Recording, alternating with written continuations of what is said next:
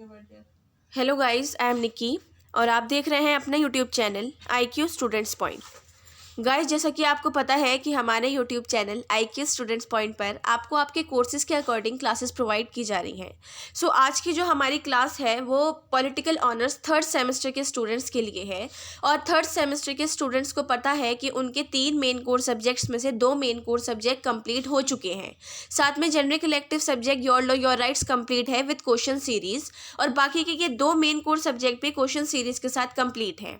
सो अभी जो हमारा international relation and world history वाला सब्जेक्ट चल रहा है, इसमें सिर्फ 3 यूनिट्स दी गई हैं और 3 यूनिट में से 2 कंप्लीट है, लास्ट यूनिट चल रही है। सो लास्ट यूनिट में आपके बहुत सारे टॉपिक्स हैं।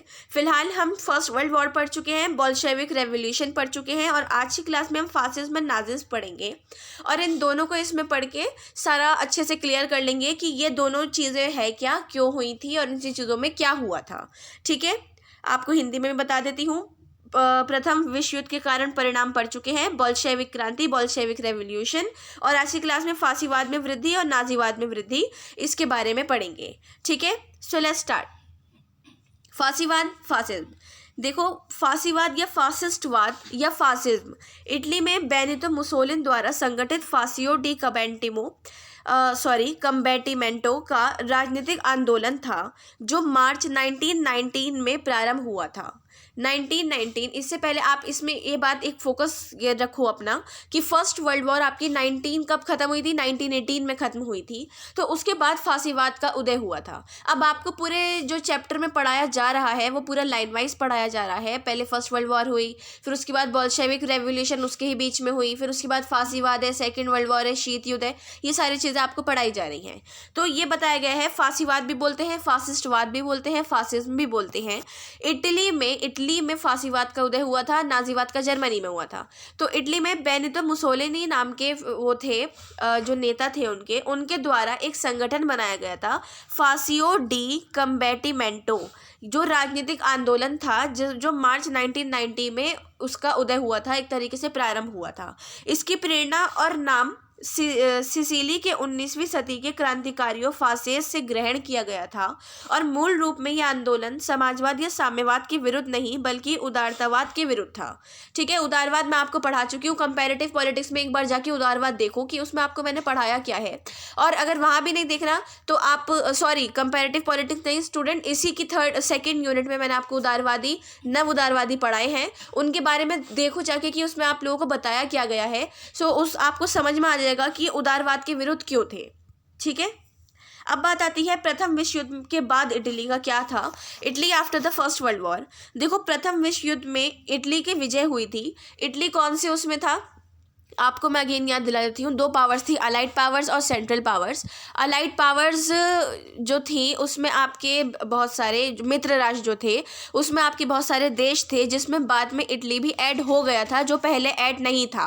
ठीक है, उसके साथ साथ अब आगे ये बात आती है कि इटली जो था पहले सेंट्रल पावर्स में था। सेंट्रल पावर्स में ऑस्ट्रिया हंगरी और जर्मनी था। तो इटली ने ऐसी संधि करी थी जिसमें वो तटस्थता की नीति अपनाकर, तटस्थता की नीति क्या थी कि किसी भी गुट में शामिल ना होना, तो वो एक तरीके से ये नीति अपनाकर गुट में शामिल हुआ कि अगर मैं निकल भी जाता हूं तो आप लोग ना मुझे मारोगे, ना फोर्स करोगे, ना कुछ करोगे। तो वो निकल कर अलाइड पावर्स में, जिसमें बहुत सारे देश थे, रशिया थे, अमेरिका था और भी बहुत सारे देश थे, उसमें ऐड हो गया था। ठीक है, उसके बाद 19वीं शताब्दी के उत्तरार्ध में त्रिमैत्री संधि के 3 सदस्य देशों में इटली एक था। त्रिमैत्री संधि हुई थी, उसमें जिसने साथ में वो करी थी संधि, उसमें इटली भी शामिल था। और 1914 में युद्ध आरंभ हुआ, तब इटली उस मैत्री संधि के 2 अन्य देश जर्मन और ऑस्ट्रिया हंगरी के पक्ष में युद्ध में शामिल नहीं हुआ था। ठीक है, त्रिमैत्री संधि जो हुई थी ऑस्ट्रिया हंगरी, जर्मनी और इटली के बीच में हुई थी, जब 1914 में वो उनके साथ था। लेकिन जैसे ही प्रथम विश्व युद्ध स्टार्ट हुआ था तो उनने वो संधि उस टाइम ही खत्म करी, जल्दी से, कुछ ही महीने चली थी, और वो अलाइड पावर्स में ऐड हो गया था। उसके साथ साथ क्या हुआ कि इटली ने दोनों पक्ष के मध्य स्वयं को तटस्थ घोषित कर दिया था। तटस्थता की नीति मैंने आपको अभी बता दी है कि क्या थी वो नीति। ठीक है, उसके साथ साथ यहाँ पर आपको पता लग गया है कि इटली ने क्या चालाकी करी थी। उसके साथ साथ युद्ध में हस्तक्षेप के समर्थकों में पूंजीपतियों के निर्माता और अन्य दक्षिणपंथी राजनीतिक गुट शामिल थे। और 1915 में इटली ने अपनी नीति में परिवर्तन किया और केंद्रीय शक्तियों में विरुद्ध युद्ध शामिल कर दिया था। केंद्रीय शक्ति कौन थी? सेंट्रल पावर्स थी, उनके विरुद्ध युद्ध में शामिल हो गए थे। उसके बाद ये देखा गया कि युद्ध में शामिल होते समय इटली के नेता ने ये सोचा था कि क्या सोचा था उन्होंने कि जैसे कि मतलब बहुत ज़्यादा उनके पास सैनिक जो थे वो एक तरीके से बर्बाद होते जा रहे थे, क्योंकि इटली के पास इतनी पावर्स नहीं थी जितनी, जैसे मैंने आपको बताया ना कि उस टाइम ब्रिटेन के पास अगर 49 सबमरीन्स थी तो जर्मनी के पास 29 थी, ठीक है ना। तो अब जब इटली ने जर्मनी और ऑस्ट्रिया हंगरी का साथ छोड़ दिया था तो उसके बाद जब वो उनके साथ शामिल हो गया था तो इसमें इटली अपने आप को बहुत पावरफुल समझने लगा था, लेकिन वो इतना पावरफुल नहीं था। उसके साथ क्या हुआ था, इटली ने अब उसको ये पता लगने लगा था कि मेरे पास ना इतनी सेना है ना मेरे पास कुछ है जो मैं लड़ सकूं या कुछ कर सकूं। तो उसके नेता ने इस बात में चिंता जताई और वो इस बात से डरने लगे कि हमने गलत करा इसमें ऐड होकर, ठीक है। उसके साथ साथ इटली की अपेक्षा थी कि वह सब प्रदेश प्राप्त कर पाएगा, जो भी प्रदेश थे, सारे राज्य थे, प्रदेश उस टाइम में राज्यों को बोला जाता था, उनको प्राप्त कर लेगा। जो लड़ाई होगी वो किसी देश पर आक्रमण कर सकेगा। और क्या हुआ था, उसके साथ साथ उसे लंदन की गुप्त समझौते में ये दिया गया था कि उसके ये अपेक्षा पूरी नहीं हो पाई। देखो, एक लंदन समझौता, लंदन संधि ट्रीटी हुई थी जिसमें इटली ने ये बात करी थी कि हाँ, आप लोगों का अगर मैं साथ देता हूँ, वो अलाइड पावर्स के देशों के साथ हुई थी कि अगर मैं आप लोगों का साथ देता हूँ तो अगर जिस देश पर हम आक्रमण करेंगे उसमें से आधे से ज़्यादा हिस्सा मेरा भी होगा, नहीं तो आधा हिस्सा तो होगा ही होगा, ठीक है। तो उसके साथ ये जो उसकी इच्छा थी वो पूरी नहीं हो पाई थी। अलाइड पावर्स के कुछ देशों ने ही उसको खुद धोखा दे दिया था। इटली के लोगों ने ब्रिटेन और फ्रांस को इस विश्वास, जो उसका विश्वास था, उस पर दोषी ठहराया कि तू बिल्कुल गलत सोच रहा है, ऐसा कुछ भी नहीं होने वाला, ठीक है। उसके साथ साथ अल्बानिया और अफ्रीका में इटली जो चाहता था वो उसे बिल्कुल भी नहीं मिल पाया और इटली की जनता को ये जानकर बहुत ज़्यादा बुरा लगा था। क्या बुरा लगा था कि उन लोगों को वो जिस पर आक्रमण करना चाहते थे या जो चीज़ पाना चाहते थे वो उनको नहीं मिल सकी, ठीक है। अब बात आती है इटली के उद्भव और विकास की।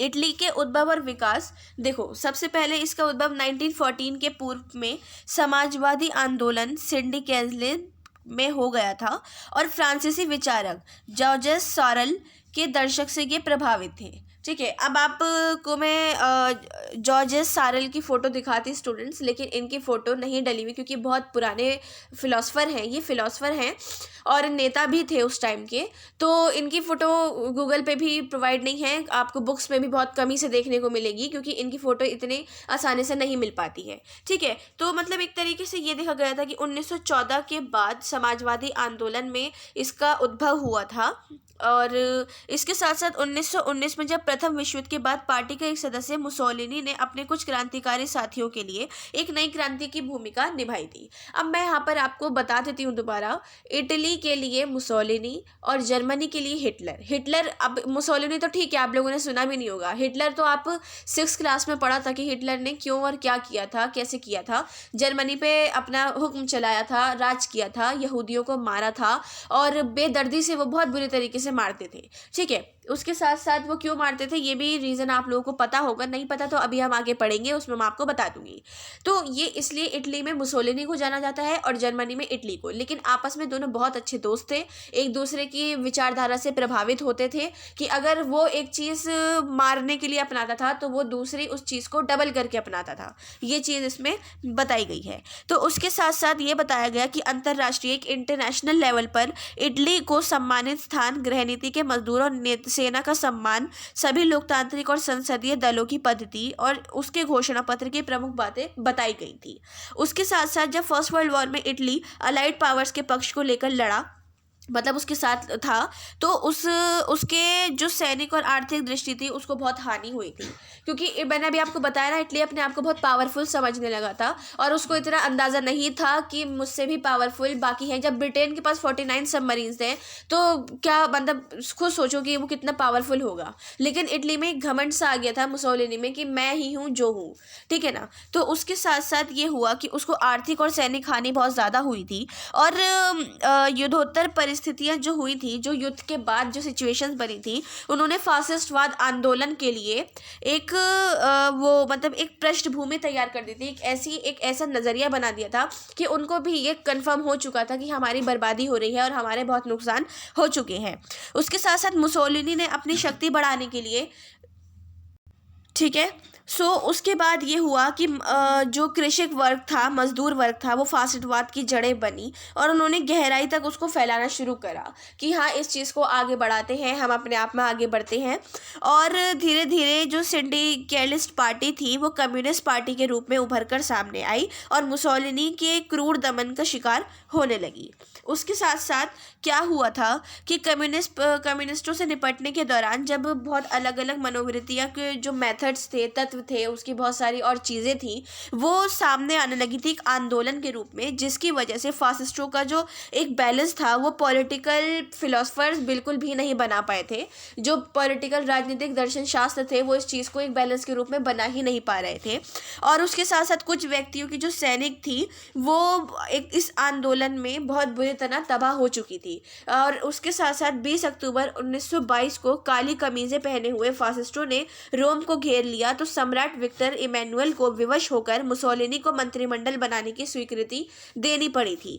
और फासिस्टों ने इटली के संविधान में अनेक परिवर्तन कर दिए थे और ये परिवर्तन पार्टी और राष्ट्र दोनों को मुसोलिनी के अधिनायकवाद में जकड़ते चले जा रहे हैं। फिर ये देखा गया कि प्रथम विश्व युद्ध के बाद अपने आरंभिक दिनों में फासिस्टवादी आंदोलन को राष्ट्र की एकता और शक्ति में काफ़ी ज़्यादा उसको वृद्धि करने के लिए बहुत कोशिशें करनी पड़ी, बढ़ावा उसको देना पड़ा। और 1919 से 1922 के बीच इटली के कानून और व्यवस्था को चुनौती सिंडिकेलिस्ट, कम्युनिस्ट और अन्य वामपंथी पार्टियों द्वारा दी जाने लगी थी। उस समय फासिस्टवाद एक प्रतिक्रियावादी और प्रतिक्रांतिवादी आंदोलन को समझा जाता था। एक आपको इससे पता लग रहा है, जैसे जैसे मैं आपको एग्जांपल दे रही हूँ, और एक सबसे बड़ा एग्जांपल हिटलर के नाम से पता लग रहा है कि इटली में मुसोलिनी और हिटलर जर्मनी में ये दोनों क्या करते होंगे। ठीक है। उसके बाद मुसोलिनी की प्रिय उक्ति थी, फासिज्म निर्यात की वस्तु नहीं है, fascism is not a commodity of export. Hitler तो फासिज्म का करता, मतलब एक माना जाता था, जैसे हिटलर मुसोलिनी का साथ देते थे।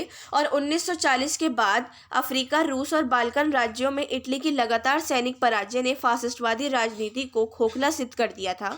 और 1943 का सिसिली पर एंग्लो अमेरिकन आक्रमण फासिस्टवाद पर अंतिम और अंतकारी प्रहार था।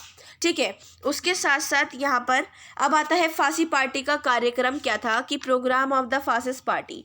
देखो, ये कहना मतलब एक फांसी पार्टी को बिल्कुल एक स्पष्ट उनकी विचारधारा थी कि एक चीज़ इसको रखना है, अपने आप का मुनाफा उनका प्रॉफिट, मुनाफा प्रॉफिट को कहते हैं, अपना प्रॉफिट देखना, और बाकी मर रहे हैं लोग, मार दो, कोई फ़र्क नहीं पड़ता।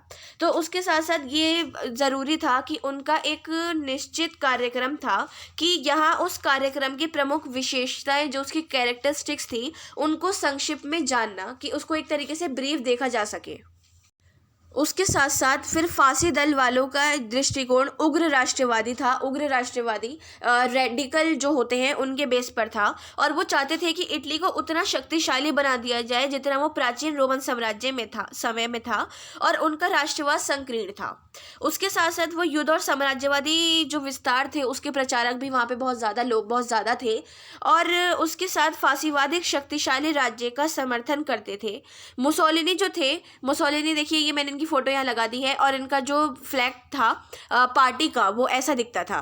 ठीक है। मुसोलिनी जो थे वो कहते थे कि सब कुछ राज्य के लिए, राज्य के विरुद्ध कुछ भी नहीं है और राज्य के बिना कुछ भी नहीं है। ये बोलते थे जो मेरा सब कुछ है, या फिर जो जनता दे सकती है, या जो मेरी पार्टी के लोग दे सकते हैं, वो सब कुछ राज्य के लिए होगा, और राज्य के विरुद्ध कुछ भी चीज़ नहीं है, और राज्य के बिना भी कुछ चीज़ें नहीं हैं। और साथ में फांसीवाद के अनुसार राज्य और राष्ट्र सर्वोपरि नैतिक संस्थाओं में माने जाते थे। ठीक है। सो ये आपका जो फांसीवाद था यहाँ कंप्लीट हो गया है। अब बात आती है नाजीवाद की। देखो, नाजीवाद जर्मन तानाशाह एडोल्फ हिटलर की विचारधारा थी। ये विचारधारा सरकार और आम जन के बीच एक नए से रिश्ते के पक्ष में थी। ठीक है। जो जर्मन के ये यहूदी नहीं होते थे, साफ मैं यहाँ बताऊँ, जो जर्मन में यहूदी नहीं होते थे वो बहुत खुश रहते थे, इज्जत से रहते थे, पढ़ते लिखते थे, घूमते थे, सब करते थे। लेकिन यहूदियों को बेदर्दी से मारा जाता था, बहुत बुरी तरह से उनको मौत दी जाती थी। ठीक है, इसके अनुसार सरकार की हर योजना में पहल हो, परंतु फिर भी योजना जनता समाज की भागीदारी से चले। हिटलर का ये था कि हाँ, मेरे हर काम में जनता का पार्टिसिपेट रहेगा, लेकिन वो जो मैं कहूँगा वो ही करेंगे। कट्टर जर्मन राष्ट्रवाद, देश प्रेमी, विदेश विरोधी, आर्य और जर्मन हित, इस विचारधारा से इस चीज़ को बुलाया जाता था, जर्मन को या फिर हिटलर को। और नाजी यहूदियों से सख्त नफरत करते थे और यूरोप और जर्मन में हर बुराई के लिए उन्हें ही दोषी माना जाता था। इनफैक्ट कोई नेचुरल डिजास्टर भी होता था तो यही बोला जाता था कि यहूदियों की वजह से हुआ है।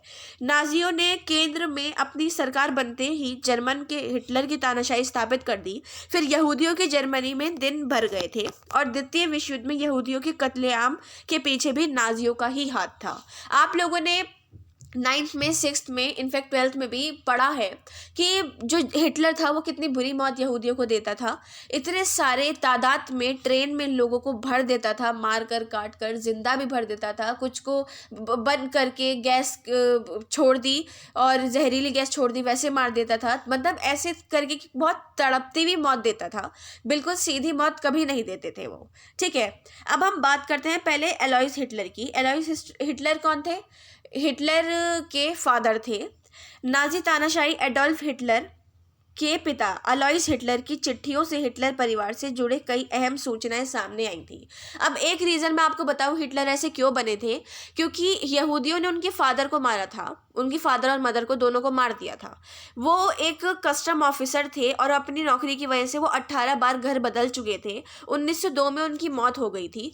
क्यों हुई थी? वजह ये रही थी कि हिटलर एक दिन अपने स्कूल जब गए हुए थे तो वो स्कूल से घर वापस आ गए थे और ऊपर वाले रूम में बैठे हुए थे, तो तभी नीचे से बहुत आवाज़ें आ रही थी और यहूदियों ने आकर उनके फादर को और मदर को गोली से मार दिया था, क्योंकि वो लोग ये समझते थे कि ये मतलब जर्मन के विरुद्ध है या जो भी है। तो हिटलर में एक अपने फैमिली के लिए और उस सब चीज़ों के लिए बहुत ज़्यादा ये हो गया था कि मैं बदला लूँगा और इस देश पर राज करूँगा। ठीक है, उसके साथ साथ अब बात आती है एडोल्फ हिटलर की। ठीक है, एडोल्फ हिटलर, देखो हिटलर जर्मनी पर 11 वर्ष से ज़्यादा अधिनायक के रूप में शासन किया था उन्होंने। वो ऑस्ट्रिया में जन्मे थे और उन्होंने औपचारिक रूप से 32 में जर्मनी की नागरिकता प्राप्त कर ली थी। एक ऑफिशियल तौर पे नागरिकता जब उनको जर्मनी की मिली थी वो 1932 में मिली थी। हिटलर के पिता ऑस्ट्रिया के सीमा शुल्क विभाग, जो कस्टम डिपार्टमेंट था, उसमें एक अधिकारी थे, मैं आपको अभी पीछे बता चुकी हूँ। और हिटलर की इच्छा थी, मतलब उनकी इच्छा थी कि हिटलर एक सरकारी अधिकारी ही बने। ठीक है, युवा एडोल्फ की उनका मतलब एक तरीके से मैं आपको बताऊं तो मैं आप उनकी स्टोरी बताती हूँ कि उनका फाइन आर्ट्स में सबसे ज़्यादा इंटरेस्ट था और फाइन आर्ट्स के साथ साथ जो आर्किटेक्चर्स थे वो उनका उसके बारे में पढ़ते थे, उसके बारे में लिखते थे, बनाते थे, सब कुछ करते थे। ठीक है, वो एक शाही कला अकादमी में भर्ती हो गए थे और उसके बाद वो उसमें असफल रहे, वो उसमें आगे नहीं बढ़ पाए। फिर कुछ समय बाद उन्होंने पेंटिंग करनी स्टार्ट कर दी और ऑस्ट्रिया हंगरी साहित्य को भी पढ़ना स्टार्ट कर दिया था। ऑस्ट्रिया हंगरी, जब जर्मनी ने संधि करी थी ऑस्ट्रिया हंगरी के साथ, ये उस टाइम की सारी बात चल रही है। ठीक है, 1912 में जर्मनी वो चले गए थे। फिर ऑस्ट्रिया छोड़कर जाने से पहले जाति की पवित्रता और वीरता पर गर्व था और यहूदियों से वो बहुत ज़्यादा घृणा करते थे, नफरत करते थे। क्यों? क्योंकि बचपन में ही उनके पेरेंट्स को इसी वजह से मारा गया था। उन यहूदियों को ये लगता था कि वो घर में कुछ छुपा के बैठे हैं। और मैंने आपको पीछे बताया कि उनको हिटलर के और उनके पेरेंट्स के कुछ ऐसे पत्र पत्रिकाएं उन लोगों ने पढ़ ली थी जिससे उन्होंने मार दिया था। वो हिटलर को भी ढूंढ रहे थे मारने के लिए, लेकिन वो घर में ऊपर ऐसी जगह छुपे हुए थे कि उन लोगों को हिटलर कहीं भी नहीं मिला था, जिसकी वजह से उसको मार दे। तो उसके साथ साथ वो समाजवादी आलोचक थे और ऑस्ट्रिया की सोशल डेमोक्रेटिक पार्टी का सदस्य बनने के लिए बिल्कुल मना करते थे। हिटलर 1912 में जर्मन नगर म्यूनिख चले गए थे।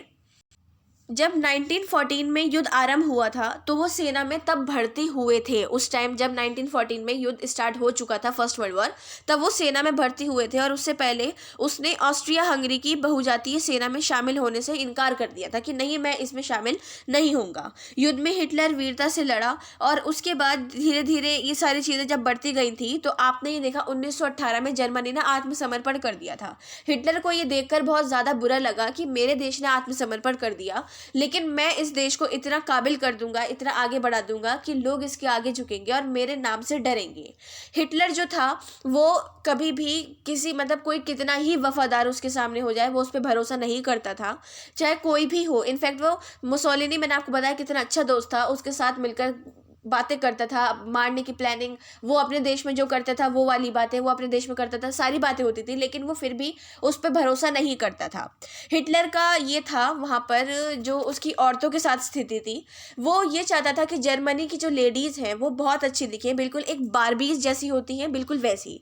वो उनका बिल्कुल कमर पे एक ऐसी लोहे की वो बेल्ट बनवा कर रखता था जिससे उनकी कमर नहीं बढ़ती थी, गर्दन के पर बनवा कर रखता था कि उनकी गर्दन एक शेप में रहती थी, औरतों को फालतू का खाना नहीं, कुछ नहीं, बाहर घूमने की परमिशन नहीं, घर में रहना और बहुत आलीशान तरीके से रहना।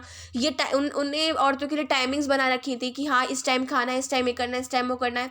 और जो एक तरीके से प्रेग्नेंट लेडीज़ होती थी उनके लिए सबसे ज़्यादा इसके रूल्स रहते थे। क्यों? क्योंकि वो आने वाली जनरेशन के लिए अच्छा करना चाहता था, उनको ज़्यादा से ज़्यादा किताबें पढ़वाता था, लेडीज़ को अच्छा खाना पीना वो करता था कि मेरी आगे की जनरेशन और अच्छी बन सके। मतलब एक कट्टर से कट्टर इंसान देखा जाए तो उसमें सबसे ऊपर हिटलर का नाम आता है।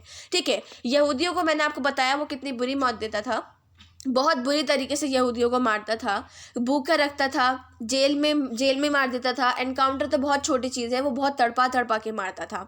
उसके साथ साथ ये देखा गया कि 1923 में हिटलर ने बवेरिया का एक विद्रोह में बहुत ज़्यादा कोशिश की थी जीतने की, आगे बढ़ाने की, लेकिन वो उसमें भी असफल रहा। फिर 11 नवंबर को गिरफ्तार उसको कर लिया गया था और वो जब जेल चला गया था तो जेल जाकर उसने कौन सी बुक, मेन कैंप नाम की एक बुक लिखी थी। इस ये है मेरा संघर्ष, इसके बारे में है, मतलब मेरा संघर्ष कि मैं कितना संघर्ष कर रहा हूँ, कितना कर चुका हूँ।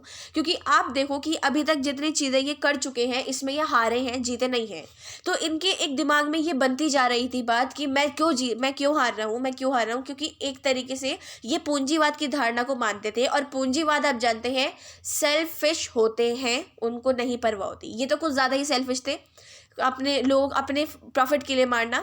और जब आप ये देख सकते हैं कि वो अपनी ही जनरेशन को अच्छा करने के लिए लेडीज़ पर कितने ज़्यादा अत्याचार करता था, उनकी स्थिति क्या थी। मजदूर वर्गों की लेडीज़ को तो बिल्कुल ऐसा मतलब रहता था कि वो जैसे आलिशान घर की लेडीज़ तो फिर भी संभाल लिया करती थी कि हाँ मैं ऐसे रहन सहन में रह सकते हैं। उनका पाबंदी से सोना, खाना पीना, कोई अपनी मर्ज़ी से चीज़ें नहीं करना, ये सारी सब हिटलर के हाथ में रहती थी।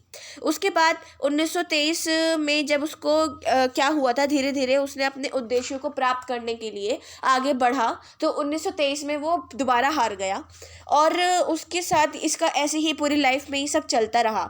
उसके बाद उसका जो जीवन था बहुत ज़्यादा सादा जीवन था, उसकी लाइफ में कोई ऐसा अच्छा वो था ही नहीं। इनफैक्ट उनकी शादी भी नहीं हुई थी, मरने से पहले तक उनकी शादी बिल्कुल भी नहीं हुई थी।